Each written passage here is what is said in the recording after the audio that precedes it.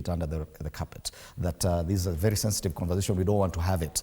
Don't you think it's riskier to do that than to actually be open and let's have this conversation openly? Nimole, thank you. I want to follow up with what my colleague said. First of all, to go into records to say, killing in any instance, killing by anybody, be they military or be they civilians, is wrong.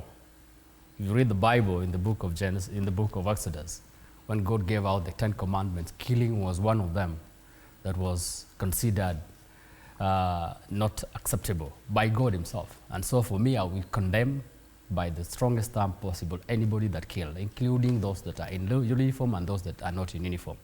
That not said, I think nobody can stop BBC from hearing what they heard. Nobody. Kenya government do not have control of BBC stations. They do not. And so to sensationalize even an aspect like that is wrong. I remember when Matiang'i was the Interior Cabinet Secretary and Citizen was airing some things against the government of Uhuru. He himself went to Tigoni, where the masts are, and he switched it off. And he switched it off and he told them, do what you want.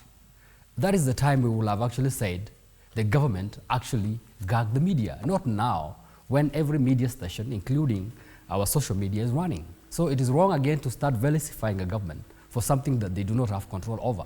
They do not have control at all about the airing of BBC through their own screens, leave alone the local screens. That is the first thing. Two, to sensationalize an aspect like that, to say our Ruto machinery killed brave Gen Zs. I've said again, it is wrong to kill a person, it's wrong to kill young people that are by constitution allowed to express their interests, to express themselves. But to say Ruto machinery, you see this kind of sensationalized media, Ruto machinery. The military is not Ruto machinery. These are government operators. They have been there before Ruto. They have been there even before Kenyatta.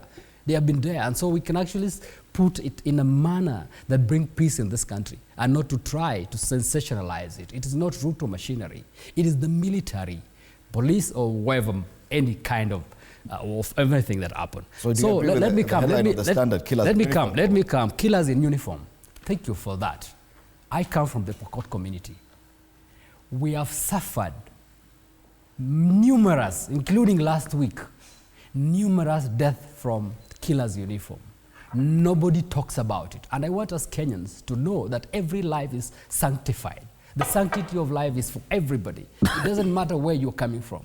I know when somebody come killed probably from the mountain, one person, everybody runs there like Kenyans have been killed. But when Somalis or Pokots are killed, nobody cares. And so even us as Kenyans, we are not sensitive to life. We are only sensitive to politics because this has been politicized. People are killed here. In my community, people are killed close to a daily basis by people in uniform.